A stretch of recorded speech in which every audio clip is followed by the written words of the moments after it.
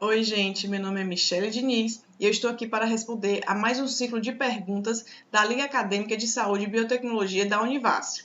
A pergunta de hoje é: qual a diferença entre os testes realizados para a detecção da Covid-19? Bem, atualmente a gente tem duas categorias de testes. Uma dessas categorias são os testes moleculares baseados na detecção da carga viral do coronavírus. E a segunda categoria são os testes sorológicos, baseados na detecção dos anticorpos produzidos pelos pacientes quando em contato com o vírus. Vamos entender mais um pouco sobre eles? O teste molecular padrão ouro é o RT-PCR, ou reação em cadeia da polimerase através da transcriptase reversa. Esse é um teste muito sensível em que é feito em uma grande infraestrutura laboratorial, com equipamentos, reagentes, insumos e pessoas capacitadas. Ele começa com a coleta da amostra biológica através de amostra oronasofaringe, de nariz e garganta. Essa amostra é levada ao laboratório, aonde vai ser processada a extração do RNA viral.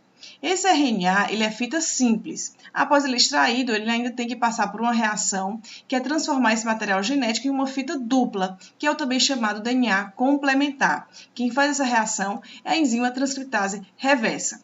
Após essa etapa, esse material ele vai ser levado para um equipamento chamado termociclador.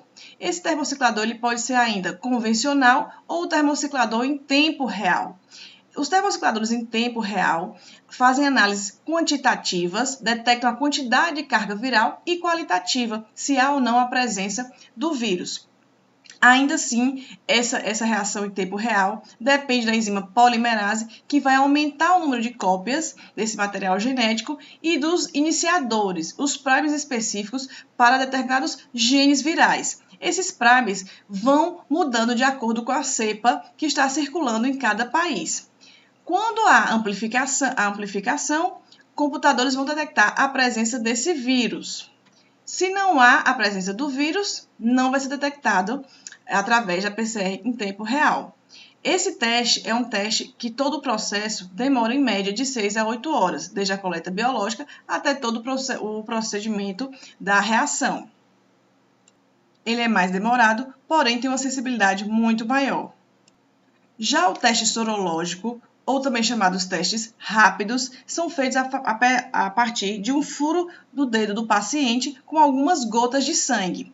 Nesses testes, há duas janelas, uma do controle do teste e uma que a amostra do paciente vai ser testada.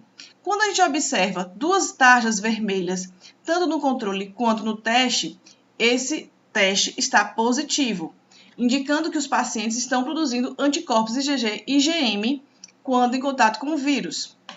Quando você tem uma tarja vermelha no controle e não tem tarja alguma no teste, esse teste é considerado negativo. Então, indicando que ainda não há produção de anticorpos. Quando a janela do controle não apresenta tarja alguma, mesmo que o teste dê positivo, esses testes são considerados falhos ou inválidos, tá? Tendo que ser repetido. Esse teste rápido ele dura em média de 20 a 30 minutos para dar um resultado. Outro ponto bastante importante é quando aplicar o teste, em que fase da doença aplicar o teste. O teste de PCR, que é o mais sensível, ele pode ser aplicado logo nos primeiros dias da doença, mesmo que ainda não tenha aparecido os sintomas, porque ele já detecta a carga viral circulante no organismo.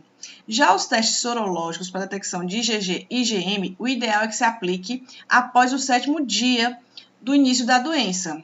Por quê? Porque se esse teste for aplicado antes, esse teste vai recair na chamada janela imunológica. Não deu tempo hábil ainda do organismo estar preparando os anticorpos. O organismo já teve contato com o vírus, está preparando sua defesa, mas esses anticorpos ainda não são detectados circulantes. Então, pode dar um falso negativo se esse teste sorológico for aplicado antes do 7º dia, precisando repeti-lo posteriormente. Então, o ideal é que se aplique os testes sorológicos após o 7º dia, quando terá aumentado a produção de IgM, que é o anticorpo que é produzido na fase aguda, e IgG, que é o anticorpo que é produzido mais tardiamente e é o que dura mais no organismo. Em alguns países é aplicado também o teste do antígeno para detectar algumas proteínas virais, tá?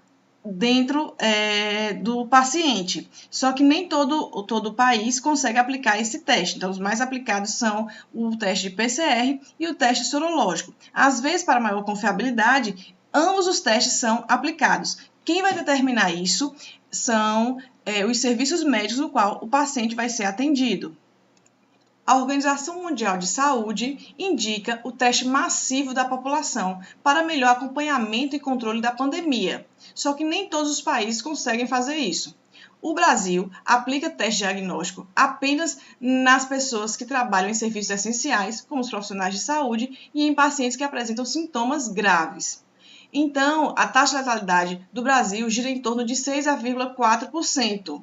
Essa taxa é calculada em relação ao número de óbitos dividido sobre o número de pessoas detectadas confirmadas. Como o Brasil aplica poucos testes, essa taxa de letalidade fica muito alta, né, diferindo da realidade do país. A Coreia do Sul, que é um dos países que mais fazem testagem em massa, a taxa de letalidade desse país gira em torno de 0,9%, mais próximo da realidade. A Agência Nacional de Vigilância Sanitária do Brasil aprovou recentemente o desenvolvimento de 39 testes diagnósticos, dentre eles testes sorológicos e testes moleculares. Então, pode ser que essa capacidade de testes ampliadas venha a melhorar o acompanhamento da pandemia aqui no Brasil.